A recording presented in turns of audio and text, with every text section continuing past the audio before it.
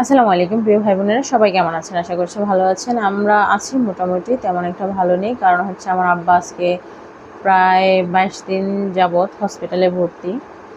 তো তার মধ্যে তাকে দেখতে গিয়েছিলাম আরও একবার। এত দূর থেকে যাওয়া যায় না, বাড়িতে একবার গিয়ে দেখে আসছি, তারপর হসপিটালে গিয়ে দেখে আসছি, এখন আবার যাচ্ছি।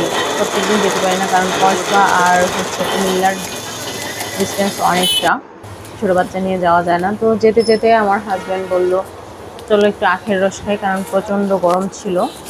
তো মাঝপথে নেমে একটু আখের রস খেয়েছি এবং আমার আব্বার জন্য আখের রস নিয়ে এসেছিলাম। তেমনি আমার হাজব্যান্ড হচ্ছে ওইখানে আখের রস নিচ্ছে, আর আমি হচ্ছে আমার বাচ্চার জন্য খাবার নিতে চলে আসছি, যাতে সে ঘুম থেকে উঠলে কিছু একটা দিতে পারি। কেক, একটু পানি, এগুলো নিচ্ছিলাম। কেননা সে ঘুম থেকে উঠেই কিছু একটা খেতে চাইবে, যেহেতু ছোট বাচ্চা। যদি চাই মাঝপথে দিতে পারবো না কিনে, কারণ গাড়ি থামিয়ে থামিয়ে তো আর বারবার কেনা যায় না। তো এখানে যেহেতু থেমেছে, তো এখান থেকে নিয়ে নিচ্ছি। ওইখানে দাঁড়িয়ে তো আমার হাজবেন্ড নিচ্ছে আখের রস। তারপর উঠে গেলাম গাড়ির মধ্যে আবার। আর আমার ছেলে তো গাড়িতে উঠলেই ঘুম, সারা রাস্তায় ঘুমাইতে ঘুমাইতে ও গেছে। প্রায় কুমিল্লার কাছাকাছি গিয়ে তারপর তার ঘুম ভাঙছে।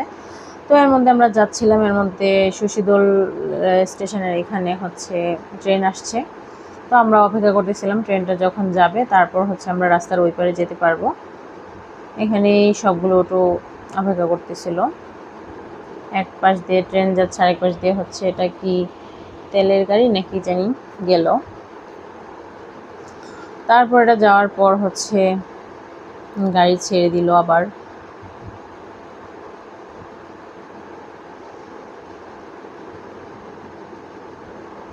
তারপর গাড়ি চলাচল শুরু হয়ে গেল, আমরা হচ্ছে যাচ্ছি। আর চতুর্দিকে দেখেন কতটা সুন্দর লাগে, সবুজ দেখলেই মনে হয় যে প্রশান্তি, এত সুন্দর লাগে পরিবেশটা, খুব ভালো লাগতেছিল। তো আমি একটু ভিডিও করে নিলাম।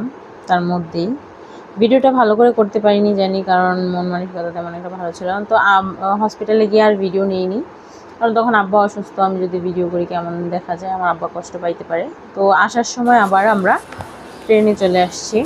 ট্রেনে এসে একদম কসবা নামছি, কারণ ট্রেন জার্নিটা একটু মানে সেফ এবং তার সময় বাঁচায়, তাড়াতাড়ি চলে আসতে পারছি। তো ট্রেনে ওঠার জন্য আমরা যাচ্ছি। ট্রেন কিছুক্ষণের মধ্যেই চলে আসবে, ওভারব্রিজ দিয়ে রাস্তা পার হচ্ছে, পার হয়ে হচ্ছে যেখান থেকে ট্রেনে উঠবো সেই জায়গাতে গেলাম। আমি হচ্ছে হাঁটতেছি, আর আমার হাজব্যান্ড হচ্ছে আমার ছেলেরে নিয়ে রাখছে, এখন নিয়ে এসে হচ্ছে আসছে পেছন পেছন। তো এত দূরের জার্নিতে অনেকটা কষ্টই হয়েছে আমাদের। আমার হাজব্যান্ড একদম মানে অবস্থা খারাপ হয়ে গেছে, সে বেশিক্ষণ হাঁটতে পারে না বা কোথাও বেশিক্ষণ করতে পারে না। আমার ছেলেও দুর্বল হয়ে গেছে, আমার হাজব্যান্ডও দুর্বল হয়ে গেছে, আমিও মোটামুটি দুর্বল হয়ে গেছিলাম। তারপর পানি টানি খাইলাম, তারপর একটু শান্তি পেলাম পানি খাওয়ার পর।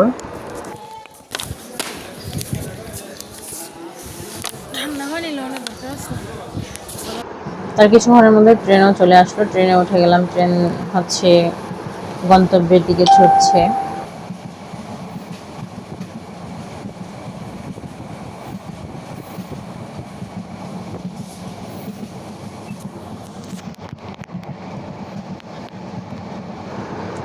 এদিকে দেখেন আমাকে সিটের মধ্যে বসিয়ে আমার হাজব্যান্ড হচ্ছে দাঁড়িয়ে আছে, কারণ কুমিল্লা থেকে আসার সময় সচরাচর সিট খালি পাওয়া যায় না। তো একটা সিট খালি পেয়েছে, সে বলতেছে তুমি বসো, কিন্তু আমি বলতেছিলাম না, তুমি যেহেতু ছেলের নিয়ে রাখছো তুমি বসো। সে বসা নাই কোনোভাবেই, বা তারপর বললাম তাহলে জিহাদরে আমার কাছে দিয়ে দাও। সে আসতে চাইছিল না, বাবার কাছেই থাকবে। তারপর জোর করে নিয়ে আসছি।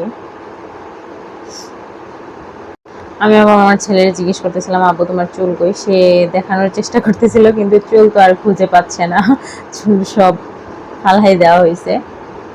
তো এই মা ছেলে দুষ্টামি করতে করতে আসলাম, আর আমার হাজব্যান্ড তো এই দাঁড়াই আসতেছে। তো বেশিক্ষণ সময় লাগে না, তারপর অনেকক্ষণ আমার হাজব্যান্ড দাঁড়াই ছিল, বারবার বলার পরেও সে বসে নাই।